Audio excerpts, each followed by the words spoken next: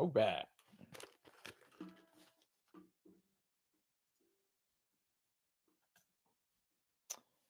Do we have sound? Yes, we do. Good morning, people of the last Brad live stream for a while. Hope you're all well out there.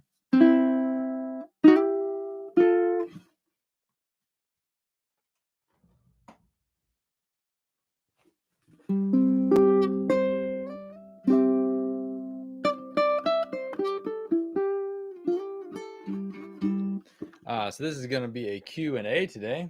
I've already had a number of good questions from some dedicated followers. So thanks, Bob and Harold, for sending those in. If you folks have your own questions, throw them up in the chat and or on the Discord. There's a link in the description. I'll be keeping an eye on that as I need material to talk about. And I'll just yak all the way home. Try and clear up any confusion or questions that anybody has. So this is the pre-show show. We get started at 10 o'clock.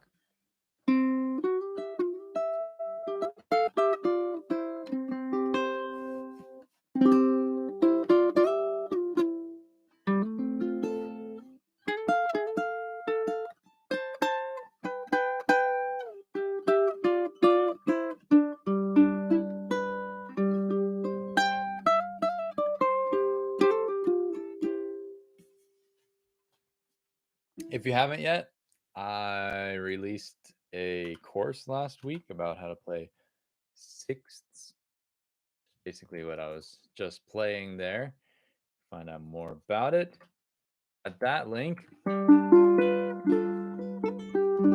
But after putting all the work in to put it together, it was so encouraging to during the launch get so much positive feedback and lots of great comments and people really excited about the content and excited about the presentation and saying how they're feeling inspired, and it's been a kick in the butt to practice some new things and try some different things. So that feels really good that my time was not wasted, that it is helping people. uh, so yeah, if you're so inclined to work on giving yourself some new lead ideas, sixths are these double stops.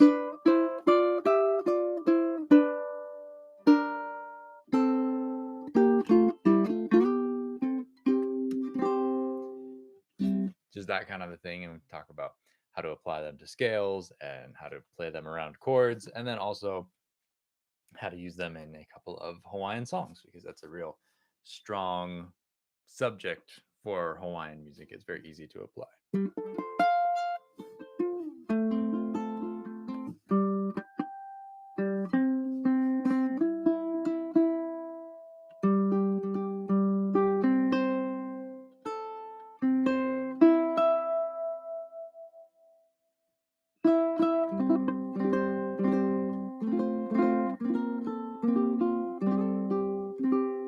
You ever notice how you tune your ukulele and it's perfectly in tune? Your tuner says it's right, your ears say it right, and then you play something and it sounds out of tune? That's the factor that a lot of people don't talk about, because it's not, that's more of a technique thing. And if your ukulele sounds out of tune when you're playing it, it could be a couple of different things. It could either be the frets, well, it could be the intonation of the ukulele, it could be a poorly built ukulele, or the strings could be completely shot way too old, or you might have a high fret or the nuts too high, and when you press down the string you're actually bending it. But short of that, if you have a nicely set up instrument that is well made and you're playing and it still sounds out of tune, you've got to check your fingers and make sure you're not pushing on something, so that when you're playing you're not bending a string out of tune, because the ukulele can be in tune by itself, but as soon as you interact with it you're changing the pitch of the strings. Even when you fret a note, there are lots of different pitch variations that you can create even without bending on the string. Because a lot of people, when they like reach for a hard chord or whatever, they're like pushing, and they end up twisting stuff out of whack and out of line. And a lot of times that's what happens is that the next step of learning how to play a chord well is to be able to play the chord so that the chord is in tune with itself, or the notes that you play are in tune with themselves as you work your way across the instrument. Food for thought. This is going to be a bit of like 7 course meal of food for thought today, hopefully, probably. So thanks for tuning in. This is the Q&A session, the last live stream I'm going to do for a while. We made it to number 20 weeks all in a row of these Tuesday lessons. Thanks for everybody who's tuned in over that time. But if you have any questions, throw them up in the chat, throw them up on the Discord. I'm just going to rapid fire some questions and give you my thoughts on whatever you have that you're curious about. I've got a few sitting in the Discord already that I'm going to start with, courtesy of Bob and Harold. Thanks as always, guys, for championing all of my efforts to try and get learning out to ukulele players. But Bob started off with a really great one. What would you recommend to every ukulele player as an often overlooked or avoided practice? I hate to cop out, but really the most avoided practice is just practice. I mean, there's not necessarily one thing. I talk a lot about how timing is usually the most overlooked aspect of people's playing, but I don't think it's necessarily neglected as practice because people don't realize that it's something that they need to work on. They just don't hear it. You don't hear it inside your own head quite as much. Um, so if I had to nail something down, I would say timing, like being able to play along with the metronome and know where you're at, know when you're rushing, know when you're dragging, or at least have an idea about those things. That's something that you can apply to anything you're practicing, and it's a way to kind of double up your time. So if I was to grab my metronome and put my metronome on, right? Terrible sound, but it's easy to hear. Say I was going to practice picking back and forth with my thumb and index finger, just on one note. So I'm practicing right hand. I'm not focusing on left hand too much.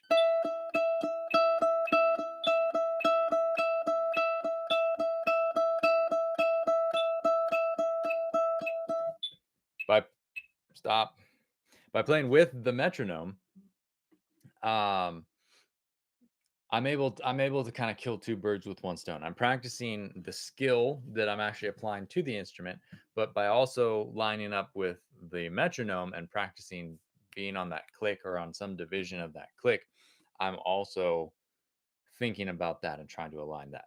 And granted, you don't want to introduce this too soon because then you're going to be overwhelmed by trying to split your brain. But once you have something like a little bit under your belt and you kind of know what's going on, then you can kind of when you're internalizing the skill a little bit more, you can put the metronome going, and the metronome is also something that kind of helps distract you from the practice of the skill, because the idea with building a skill is that eventually you'll be able to completely forget it and move beyond it. There won't be anything to actually think about as you play. You'll just do it. You'll just execute it because you've practiced it enough. And one way to do that is to start distracting yourself with other things.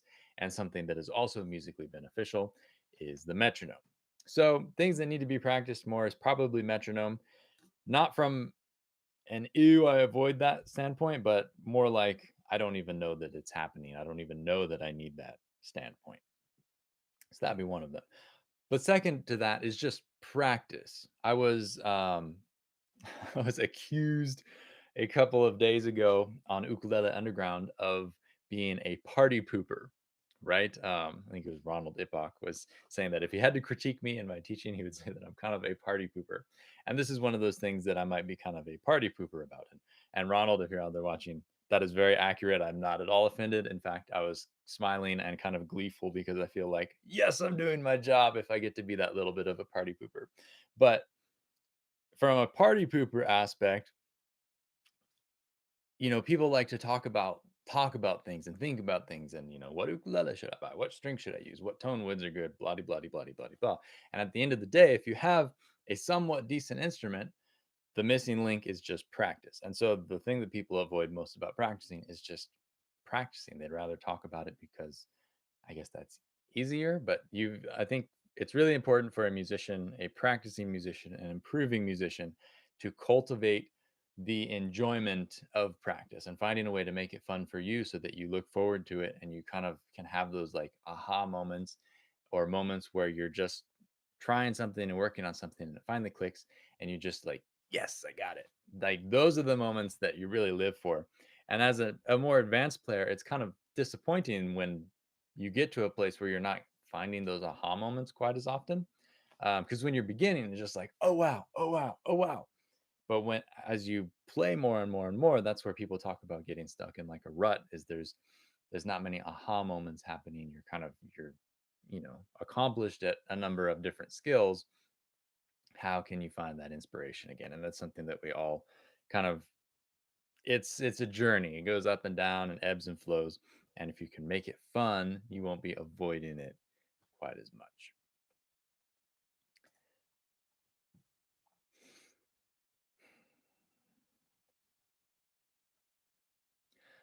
Harold asks about modal music on the ukulele. I don't have any thoughts on modal music because I'm assuming you're kind of talking about modes. And I know th- this is another sort of party pooper thing where it's like, if you have a piece of music and you write a piece of music to a certain sound, just kind of from your heart and from just coming up with something, I think it's great. But trying to think too much about something like that, a lot of times it just becomes one more thing to think about as opposed to you could just be practicing like the major scale, which is the root of most modal things, or just experimenting with different sounds. I haven't spent a lot of time studying modes. I kind of had a phase where it was like, yay, one more thing to think about. And I thought about it a lot and I tried to figure it out. And I realized at the end of that the modes didn't really tell me anything about music that I didn't already know from my ear. It was just a way to like explain different sounds. Like if you're playing, for instance, what a mode is basically is you're playing a C major scale, but a mode would be starting the C major scale from a different note. For example, if I started the C scale, same exact notes, I'm just changing where I start from. If I were to start on D,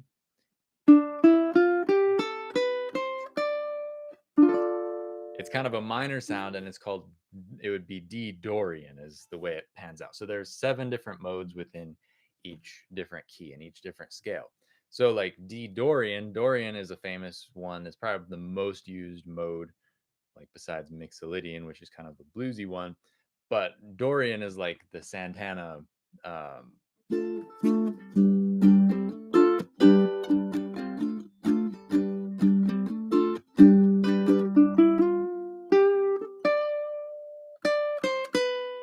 right? Because if you're in the key of D minor, naturally the B would be a B flat. But if you're in the key of D Dorian, you'd be in the key of B.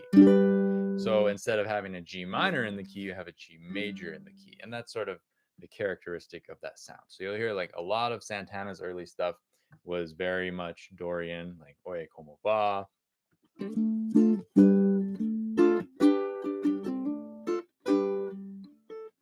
There's a bunch of songs on the early albums that kind of revolve around that sort of a sound. But that's basically what a mode is.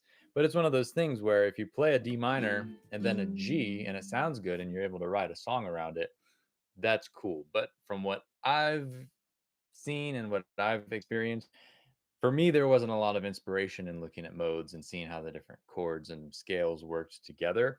It wasn't like, oh, wow, now I'm like so inspired to write a bunch of songs. It was just another way to talk about some things that didn't really move the music itself forward a whole lot. So modal stuff, not really my cup of tea. I'm not the best person to speak to that.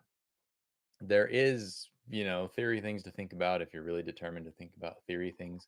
But as far as like general usefulness on ukulele, even on guitar, I think you've got to be at a really super high nerdy level to to really find use in that. Otherwise, just playing the scale and change notes when you need to change notes to fit around certain chords. That would be sort of that is my approach more so nowadays. It's like, oh, I'm playing in the key of A minor, but it sounds good to put a D in there. Great, I'm going to put a D in there. I'm not going to think like, oh, now I'm playing an A Dorian or whatever it might be. All right. Next question.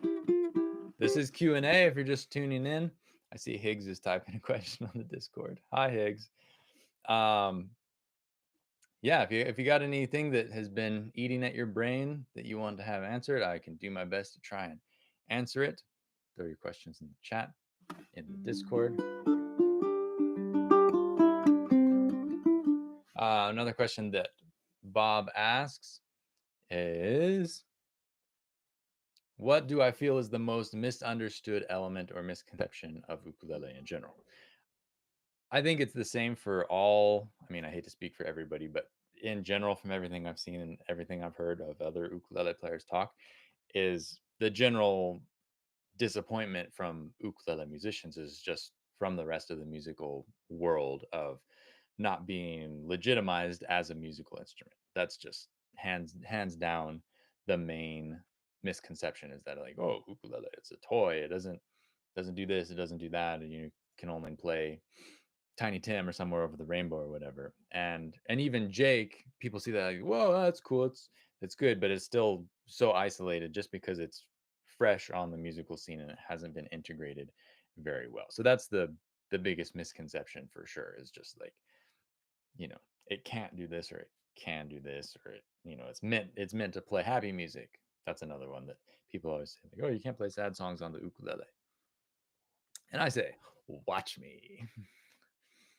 That would be that would be one. Another one that kind of is a disservice is that people say it's so easy.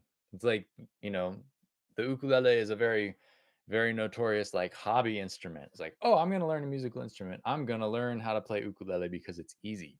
And yes, to a certain extent, I can teach you a couple chords and you can be playing a song in 5 minutes.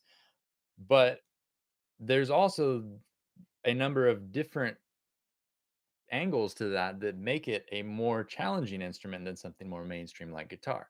One, there's way more resources for learning guitar. Ukulele is kind of limited as far as if you go online and type in ukulele lessons, there's only a handful of useful sites that are going to come up. There's a lot of people who say like, oh, for ukulele lessons or whatever, but like actual useful dedicated ukulele information is fairly hard to come by compared to guitar. Guitar, you have Justin Guitar, and you have Rob Scallion's got a new thing out, and you've got um, Sadhu guy, Wally Man. He was doing lessons for a long time, still I think. But there's like tons and tons of guitar people teaching you how to play guitar. But with ukulele, there's a limited number of tutorials.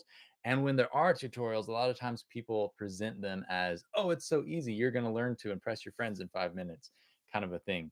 And I think long term wise, that's not super healthy for the overall impression of the instrument. If we want to try and get over the misconception of like, oh, it's a toy, you got to start treating it like, no, this is like a lifetime of study.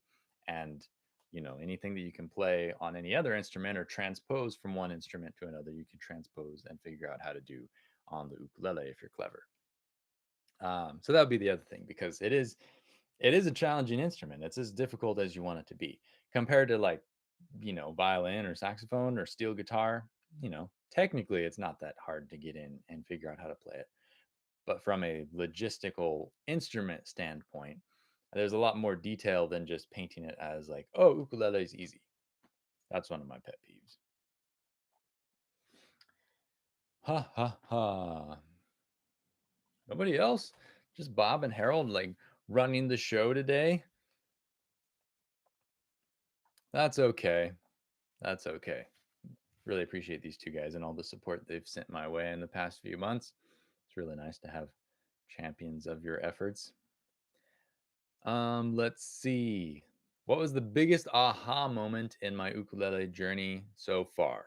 Biggest aha moment is when Herb Ota Jr. sat me down and said, Brad, you have the skills, you just need to practice the basics. I talk about this quite a bit, but I was I was in a point in my playing where I was looking for things to think about, looking for things, um, new things, riffy things, tricks, like thinking things where you're like mentally applying your brain to the music to figure out a formula or something to create music, right?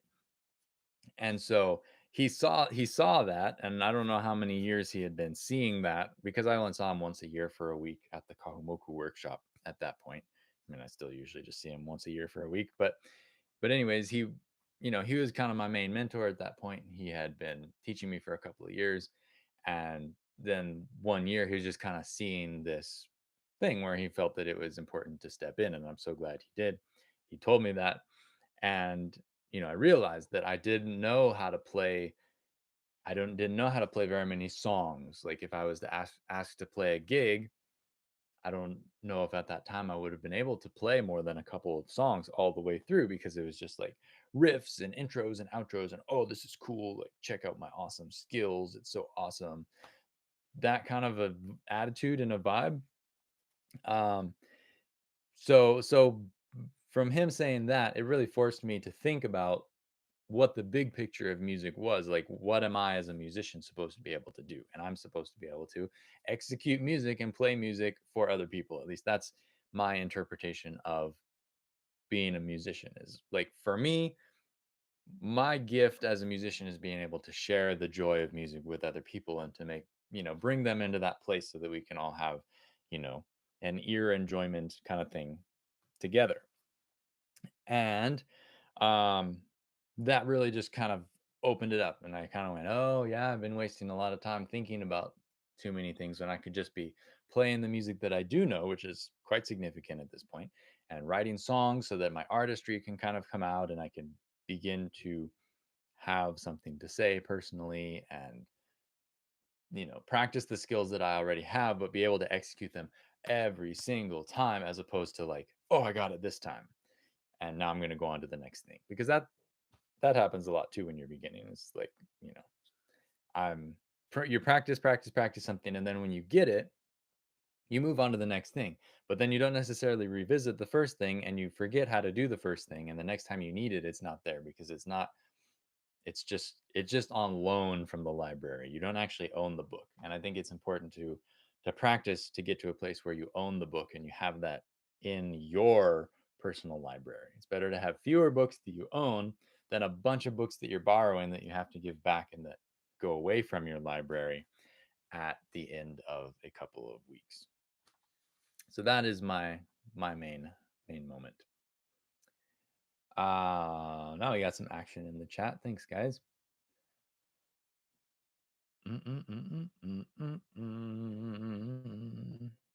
Okay, so Brent asks what programs I use for printing out song sheets. I assume you mean like creating song sheets. Um, for like just a simple chord lyric sheet, I just use like Google Docs or Word or whatever will work. The trick is to use a monospace font, Courier New or Courier or something along those lines. It'll help everything line up a little bit easier, and the spaces are bigger. So when you go to like space a chord into the correct place over the word, you move the chord faster than if you're in like Times New Roman where you got to tap the bar a million times. So that's really simple. For tabs, I used Power Tab for a lot of years, and then I switched to Guitar Pro 6. And then when that kind of got outdated and clunky and I wanted to do some different stuff, I moved to Muse Score, which is still really great. But working with Dominator over the past few months, he inspired me to try out the new Guitar Pro, which is 7.5 or something silly.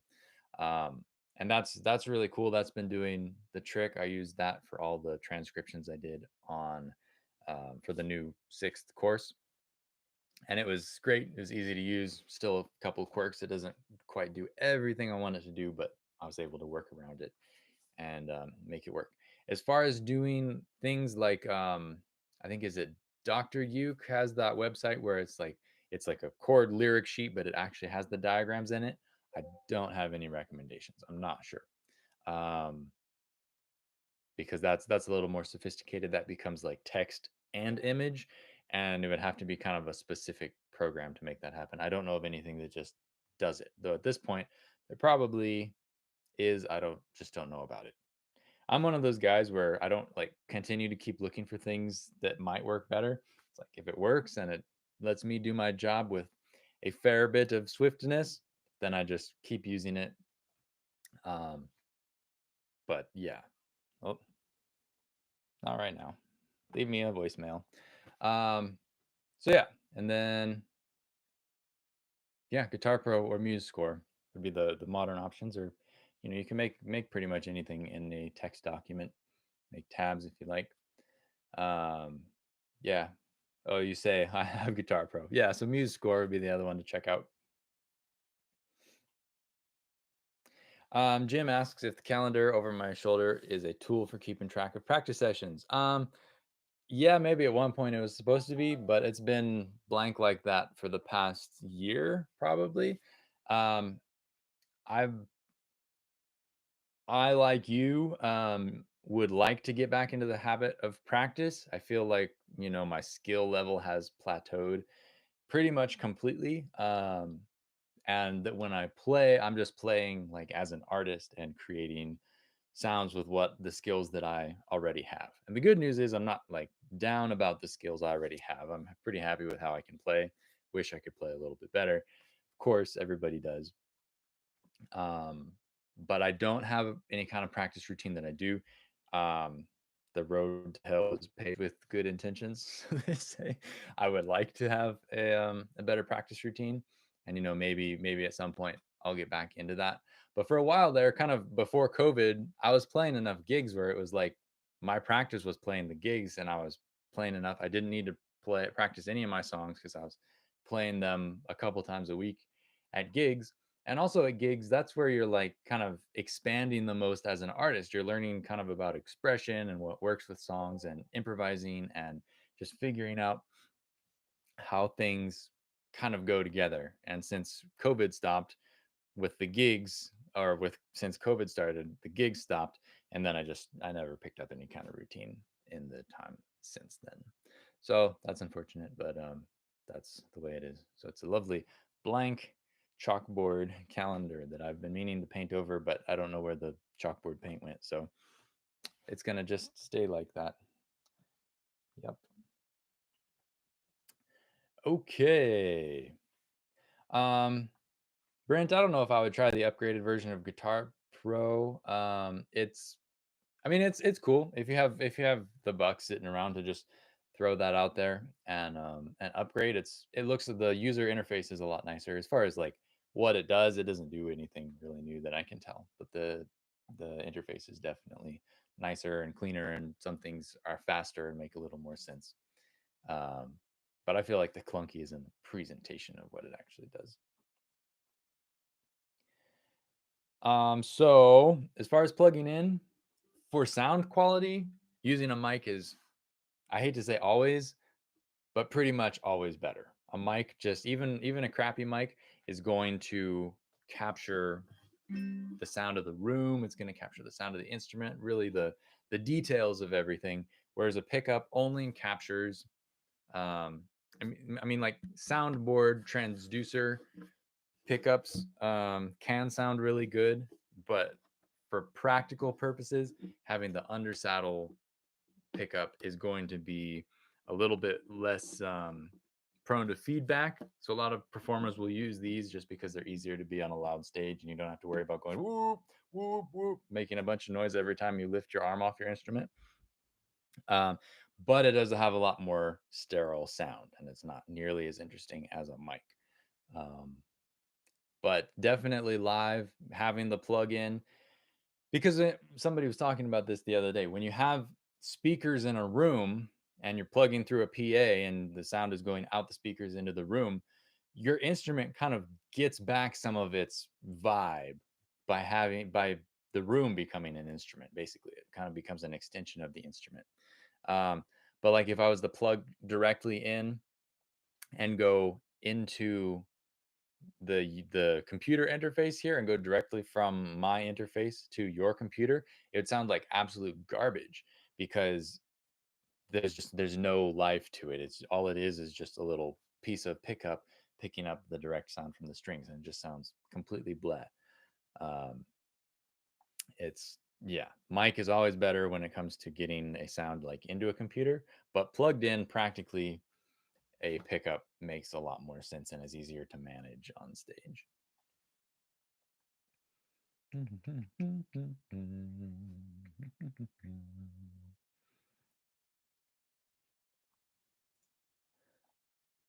All right. Thanks for the questions, everybody. This is the most talking I've done in a long time. Just like blah blah blah blah blah blah blah.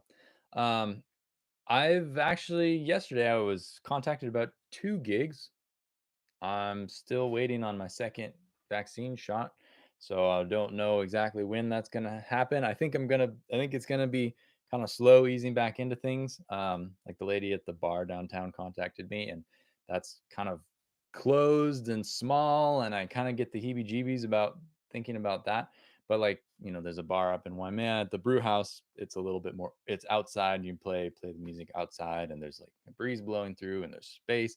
That feels like it would be a more appropriate place for me to start. But yeah, I'm hopefully fingers crossed things continue to go well and we can get back to sharing music face to face with real people. And this is great and I'm able to reach a lot of people, but it's not the same as just like playing a song for people who want to have their ears serenaded. It's just not the same. Whew.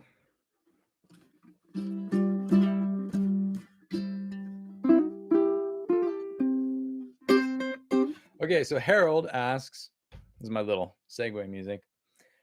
That's what you do. If you don't have an ukulele nearby that's handy enough that you can pick it up and diddle on, that's something to consider because if it's real easy to grab, you'll pick it up and just diddle. Like people who store their ukuleles in cases all the times, I get it, but it's also super great to have just have a beater ukulele that you can just like have on the couch at all times or have hanging on the wall, so it's like right there and always looking at you. You will tend to pick it up a little bit more often, I find. But anyways, I'm gonna go back to a question from Harold who asks about maybe some tips on how to think about the intro, solo, outro form. What are we trying to accomplish in each of these sections? Okay, so I don't really have any kind of formula that I can share with you, Harold, but I will say that I come from the school of Herbo to Jr., right? He taught me a lot of what I know about music and my understanding of music. And what the intro and outro allow you to do is it allows you to at least speaking to a cover with your own song. It can be anything you want because you're creating it, but speaking to a cover, what an intro and an outro allow you to do is put your fingerprint on the song, because otherwise his school of thought is that the melody has got to stay the same. That's the heart of the song. You're not going to change the timing too much because that's built into the melody, and the harmony you can only stretch so far, so you're not going to change that a whole heck of a lot. But the intro and the outro are kind of your blank canvas to just kind of do whatever. There's nothing saying that if you're going to cover Stairway to Heaven that you have to play the guitar intro. Of course, it's iconic, but it's already been done the best it's going to be done. There's nobody going to play it better than Jimmy Page played it on the recording. That's just out of the question. So, what you could do instead is use that intro as a place to create your own hooky kind of instrumental part, create your own vibe, establish your feel of how you're going to play the song. That to me is sort of what the intro is. Like for instance, I do one of my favorite covers to do is All Along the Watchtower. And I grew up listening to the Jimi Hendrix version. It does the guitar solo right at the top. But I'm not Jimi Hendrix, so it's stupid for me to try and play that note for note. Of course, playing things note for note, there is lots to be learned about it, but um, it's not as it's not me. It's not my expression of the song. So the way I play the song is I kind of changed the feel of it so that it's sort of a rolling feel. And I think if I were to just start singing the song, it would be too abrupt. So what I want to do is my intro is a place to kind of just establish my groove and my take on the rhythm of the song.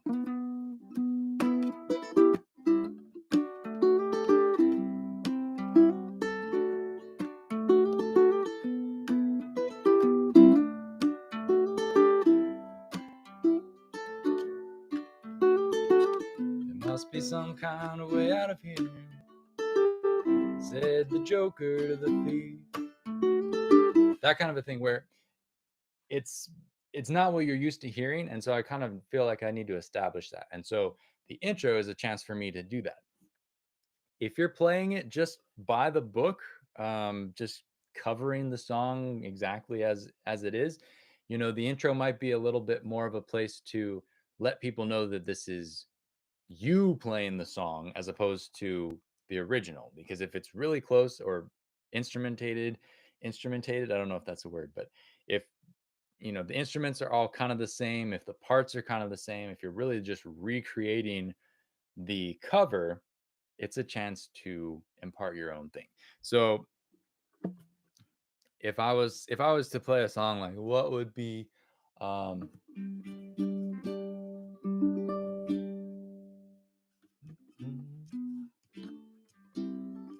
so if I was to play Won't Back Down by Tom Petty.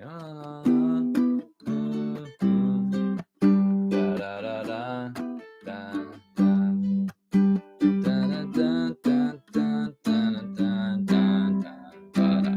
won't back down. Stand my ground. If I'm playing it like that, I'm playing it pretty much like Tom Petty, or my approximation of what Tom Petty did on the record. But if I was to perform it somewhere, I'm not going to do the same guitar lick or same whatever that he did in the intro. That doesn't serve the purpose of me being an artist. So what I think would be more interesting would be to, what is the melody or the hook kind of thing that I could play over the top of that. Maybe that's my intro. Maybe that little line becomes my intro.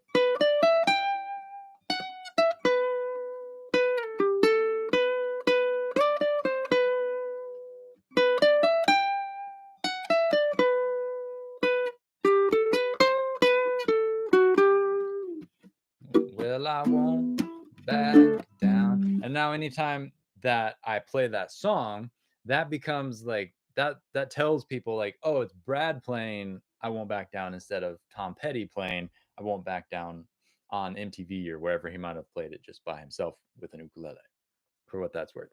Um, Same thing for the outro. An outro is usually going to be a similar vibe. A lot of times it can be the same thing as the intro, but to me, what an outro should be is it should be concise.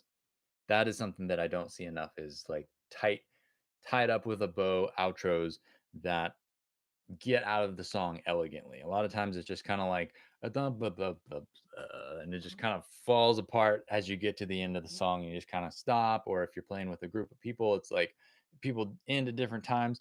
And to me, that's a real sign of like an unpolished band, which is fine if you're just like jamming in your ukulele group or whatever. But for me as an artist, the outro should be like, I talked about this a little bit in one of my later podcasts, the most recent podcast. I talked about critiquing myself, and I went back and listened to some things. And one of the songs has a very tight outro where it's just like a little 6 note line, da da da da da da, and the whole band goes out on that last note, and it's just bang. So for me, an outro is a chance to kind of reiterate what the whole song was about, and then boom, be done with it. Because if you just kind of like let it fall apart, it's gonna fall apart, and it's not going to leave with as much impact as it would have had as like you do something super intentional. If you're going to be intentional in any point in your song, be intentional at the outro.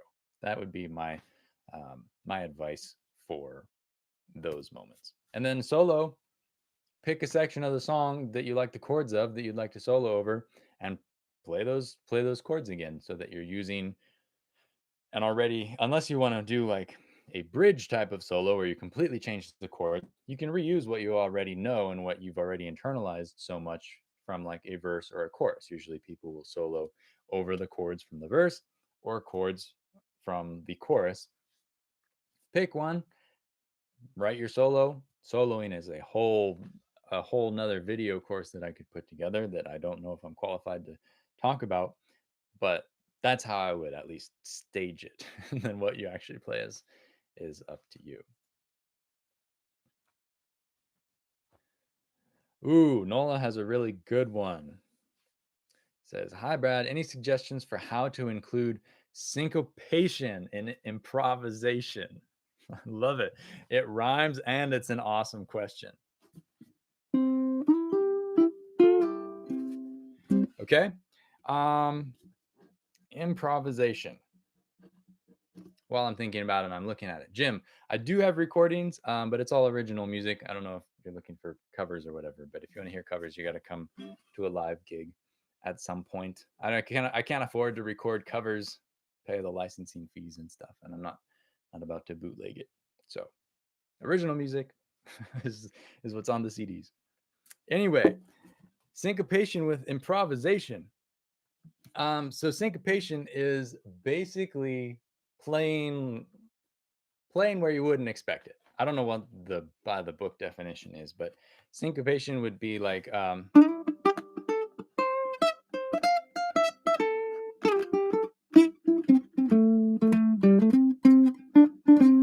I imagine that as being kind of syncopated, where you're like bop, bop, bop, skipping around and kind of popping off of the rhythms here and there. How you would put that in improvisation? Well, I think you need to know where notes can exist to get started with something like that. And so what I would do is put your metronome going. Come on, go on.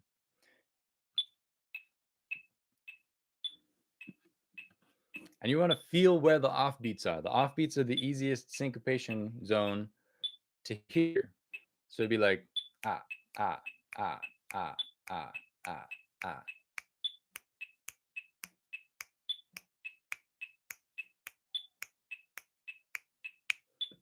And if you can do that where you're just playing the and, so you've got the count like 1, and then you try and feel the and, all the offbeats, you're basically playing like ska. 1 and 2 and 3 and 4 and 1 and 2 and 3 and 4 and that kind of a thing. Then you're going to be more aligned with the possibilities of the rhythm. If you try and just play things off, it's going to be hard to make them sound like they're right because you don't have necessarily context of where things are supposed to land. And so that would be the first place to start. Is if you're not comfortable playing with eighth notes, learn to play offbeat eighth notes. Maybe learn a couple fast reggae songs, kinds of things where you're forced to play like the whole rhythm of the song just with that like offbeat chunk. That would be super good practice. And then as you play, try and I'm trying to think like how I even got to a place where I can feel those syncopations. Learn how to stop notes.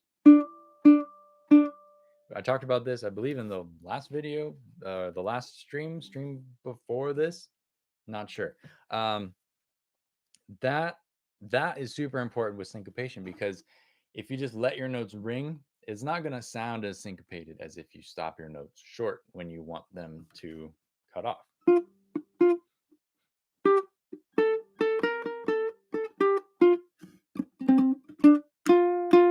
Because if I were to play a similar sort of thing,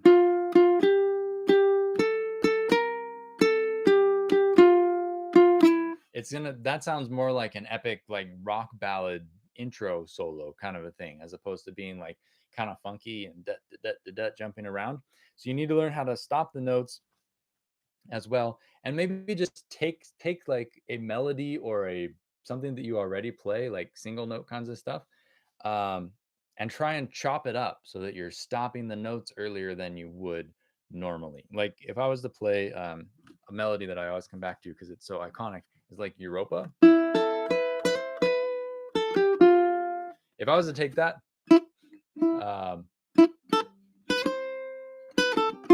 try and shift things around, push and pull the different pieces of it.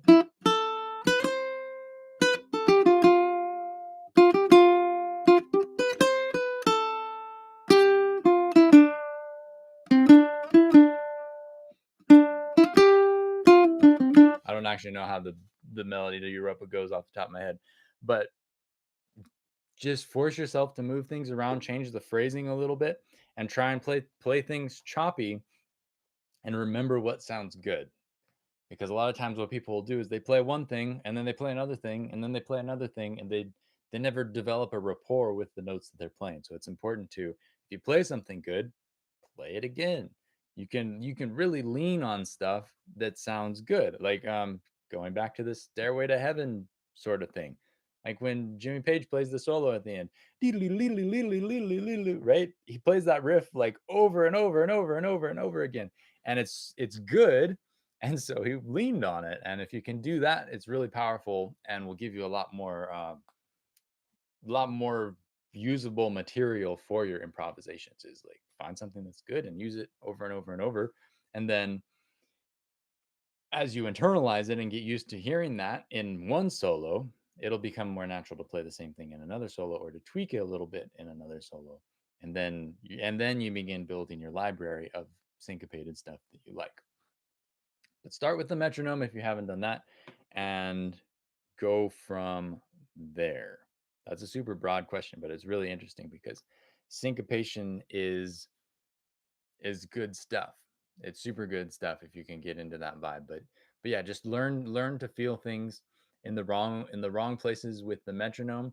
And if like the eighth notes are too easy, you could go in and start breaking it down to like 16th notes and see if you can find some 16th note metronome exercises where you're clapping on like the one E kind of a thing, one E and a two E and a three E and that kind of a thing. That would be sort of the next place to go. And practice. What I do with students, I've talked about this in the past, but if you set the metronome going, or I use it for strumming, teaching people how to strum on the grid with keeping their hand moving even if they aren't playing, but where you choose a couple numbers, 3 or 4 numbers from 1 to 8, ideally some odd, some even, so that you're playing on and off beats, and each of those 8 numbers represents an eighth note in the bar and the duration of the bar. And if you map those and figure out what the rhythm is and how to play it, try and follow that rhythm, and because that'll be teaching you to play on and off the beats in different places. And if you want to be really random about it, you could use like random.org or roll some 8-sided dice or whatever you can come up with. But you got to force yourself to be in those weird places so you get used to being weird, is basically the idea. All right. Thanks for the questions, everybody.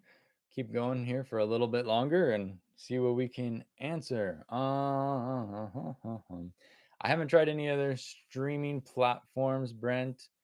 Um, I know some musicians are moving to Twitch and stuff. I'm not that techie. I don't really care about it that much. If people can find me here, that's great. If they can't find me here, I'm probably not doing a good enough job promoting it. It's not like I need more features or emojis jumping up and down the screen, whatever. Um, do, do, do, do,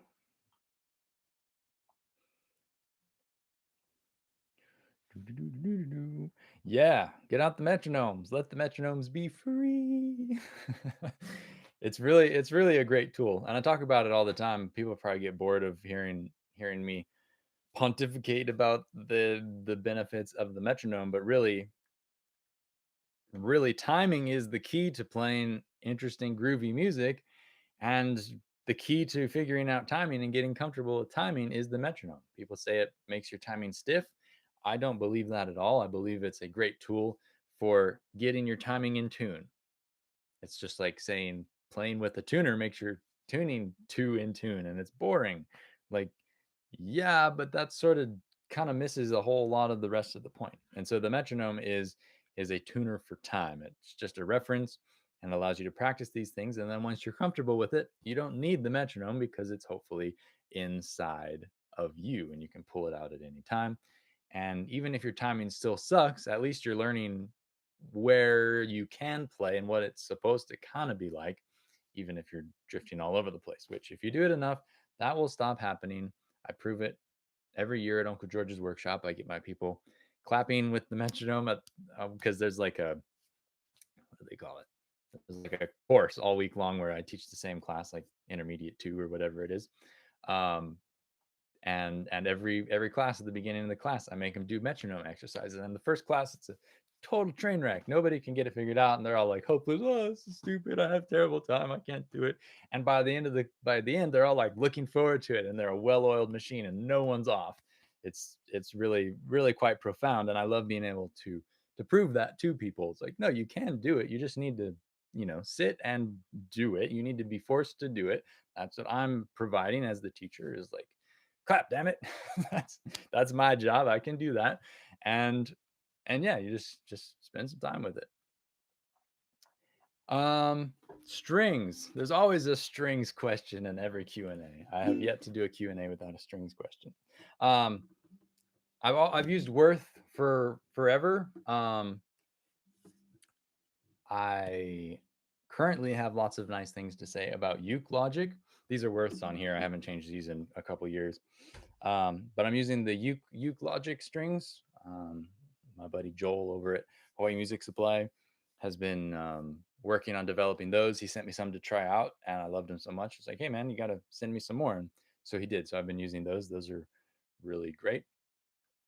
Um, yeah, strings are one of those things. If you find good quality strings, just like play them a lot. I like fluorocarbon because I feel like it's a more precise sound. It's a little bit more level and balanced. It's brighter, but it's also kind of like it's more flat and pure, and it's easier to tune. The strings stay way more in tune than like nylon. I don't have time for messing around with nylon strings that want to drift all over the place. Uh, I don't normally keep my strings on for years. Usually I change every month or two on my main ukuleles. But this one normally lives on the wall. I've just brought it out again to be teaching on a little bit more. Actually, for the course, I got it out because it doesn't have the top sound port that was messing with my lavalier mic when I was recording videos. So I've been using that just for teaching, and it's great. I love that ukulele. I just haven't gotten around to changing the strings, and it's not bad enough that I have to. But normally I change my strings um, quite a bit. Um, Bob, as far as the metronome being intimidating, you just start more simple. You got to get to a point where it's like where the super easy stuff is like something you can do. Just get to a point, clap with the click. That's the easiest place to start. And become friends with it at that level, and then you can take it a little bit deeper. But definitely don't go faster than you need to, and make it easy enough so that you can have some successes. Don't try and do the hardest thing right out of the box and then like feel frustrated with it and intimidated, because you definitely just you got to start the rapport somewhere, and it's really just starts with clapping with the click. it's it seems boring, but it's that by itself is very useful. All right. um I haven't played the stock Kamaka strings in forever. I know some people really like them and they like try and get them, and nobody can get them because they like only come on the stock Kamakas. Um, but it really just depends on what you're looking for. It really totally just depends. I feel like fluorocarbon on koa is what gives me the sound that I want.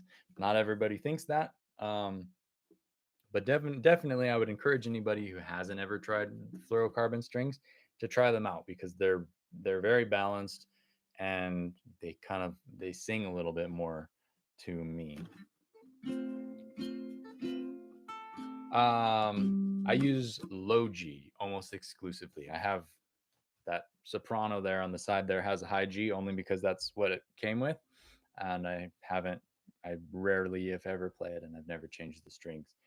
um Yeah, I'm a low G guy. That's what I do. But in order to accommodate everybody, I try and teach mostly stuff that can be applied on both, because I don't want to exclude anybody, and I don't think it's kind of productive to teach to an instrument, but it's sort of like that inherent the inherentness of whatever the tuning provides is sort of just its own thing, and you'll figure it out as you play on it. You'll discover what it's good for, what it's not so good for. That I don't know, teaching specifically to one or the other and excluding the other, it doesn't seem super productive to me. So I try and be able to teach to both. Bard A7 to Bard E7. Can you give me fret numbers? Because we're talking like this A7 or this A7. I'm gonna guess this one, but I'm not sure. If you can confirm, that would be cool. So whenever you're switching chords, what you want to try and do is find what's common. And what's common is usually either going to be a string that remains the same, a finger that remains the same, or a fret that remains the same. And so for this chord change, you just look at it and see what happens as you move. Okay, so my first finger is going to stay on the first fret. It's just going to switch from a bar to a single note, right? And you just go finger by finger and do the same thing and see what happens. Okay, so my middle finger is going to remain on the second fret. It's going to change strings. It's going to hop one up towards the ceiling. And so now I focus on, okay, first finger and my middle finger, and it's an F. A lot of times, if you start with part of the shape that's familiar, like for instance F, if you know how to hold F really easy, it's easier to add the other fingers later on as opposed to just trying to do everything at once all from scratch. If you start on the F and then add the last couple of fingers, that's usually good news. Um, I'm not using my ring or pinky fingers, so those can be basically hovering and waiting to drop down. And that would just be that's what you do with chord changes, is find what is similar. For instance, like if you're playing from C to G7, it's a really simple change, but it illustrates how you can keep your third finger on the bottom string. You don't need to ever lift it up, you just slide it, right? And so you just try and find the different connections you can have between the different chord shapes. Just find what is similar, find what is not. Because when there's not anything similar, you just have to learn to play the chord change. That's the main thing. And a lot of times, what can be the most helpful thing for making a chord change happen is being able to support your ukulele well and learning how to hold it up, whether you be using a strap or if you're standing or if you're sitting, what your posture holding technique is. James Hill put out a nice video a couple years ago about supporting the ukulele with the side of your hand and playing like that, because a lot of times people struggle with the neck dropping as they try and change chords.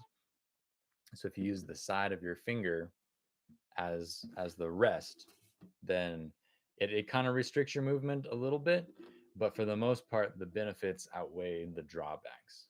But that would definitely be a video to check out, because that will help you out down the road as you try and learn to change more different chords. And beyond just having common fingers or common strings or common frets, if it's just a hard chord change, that's what I call it, is like a hard chord change, as in not difficult, but everything's moving all at once and there's nothing that is similar, then you just have to learn how to do it. A lot of times the best platform to do that from is with proper posture that supports your ukulele, so you're not worried about dropping it the whole time. That really helps. So check out James's video if you haven't seen that. I think it's called How Not to Hold an Ukulele, something along those lines. Yeah. All right, folks. Thank you so much for tuning in. Thanks for submitting your questions. I think I've caught everything basically up, so I'm going to stop there. Yeah, really appreciate everybody tuning in over these past 20 weeks and 20 lessons. This is, if you didn't read the title, this is going to be the last one for a bit. Going to take a break, focus on getting some duckies in rows. And yeah, as always, if you have questions, you can hit up the Discord. I'll try and provide as many answers as I can there, but of course, video format's easier. And if you haven't already, in the chat is a link to my new video course that is getting fairly rave reviews, I'd like to think. I've been really, really happy with the response. Um, Something to check out if you need some more learning material. It's a lot more progressive and cohesive than these kind of wild, harebrained live lessons. Yeah. So I hope you all are well. I hope you continue to be well. And I will see you on the website and in my other YouTube videos and down the road. Tune into the podcast. That's another good way to hear all the sounds that we come up with. I've got Tobias Eloff is coming up next, the first Saturday of May. I've got to finish transcribing that one, but that's a fun discussion, and he plays a few tunes. Guy's just magic. So if you want to hear some inspiring Danish folk music, check it out. All right. See you all down the road. Aloha.